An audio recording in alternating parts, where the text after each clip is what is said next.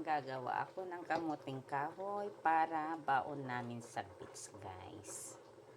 Yan, iluluto ko sa gata.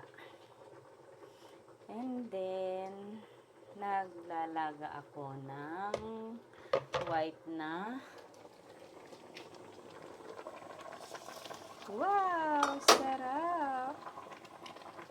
Yan. Diba? Ayan. Para meron tayong mga baon.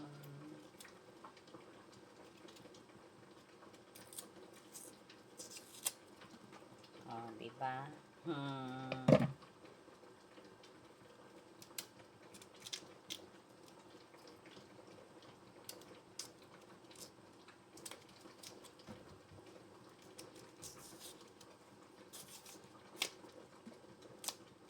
Sana malagkit ito. Minsan kasi yung mga iba, merong kamuteng kahoy na hindi siya malagkit.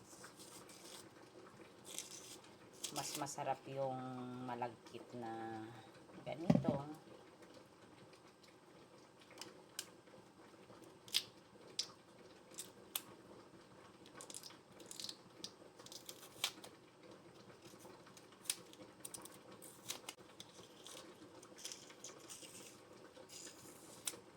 Ang kapal ng kanilang ano guys, kasi nilalagyan nila ng wax para hindi siya masira agad. Yan ang technique nila, pero per kilo naman ang pagbibili nito. So, mahal talaga. Oh, diba? Masarap na mais. White na mais. Malagkit yan na mais.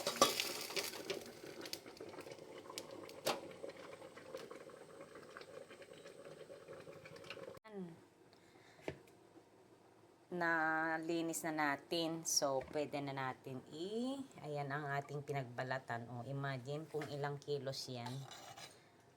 Meron din sigurong half kilo. Ayan guys, tapos yan ang nangyari. Yan, iloloto na rin natin sa gata. Ayan o, ito natin iloloto natin ng gata. And then pwede na nating almusal sa beach. Ganon, day. Ganon ang gagawin natin, day. Ayan, naluto na natin. Sarap, sarap. Ang ating, mais. Ay, my God. Ayan, oh guys. Sarap ang mais. Ayan, ang ating mais. Wow, sarap ang ating mga baon. Itong beach na to ngayon, today. Ayan guys, nilagay na natin ng isang buong gata. Yan o. Oh, para masarap siya. Oh. Yan ay gata siya guys. Oh, tingnan nga natin. Oh, ayan o. Daming gata. Ayan. Oh. Puro gata. O, diba? Ang laki ang gata. Dami. So, magiging masarap ang ating luto. Kasi, sobrang daming gata. Yan. Malapit-lapit na ang ating kamuting kahoy. Ayan.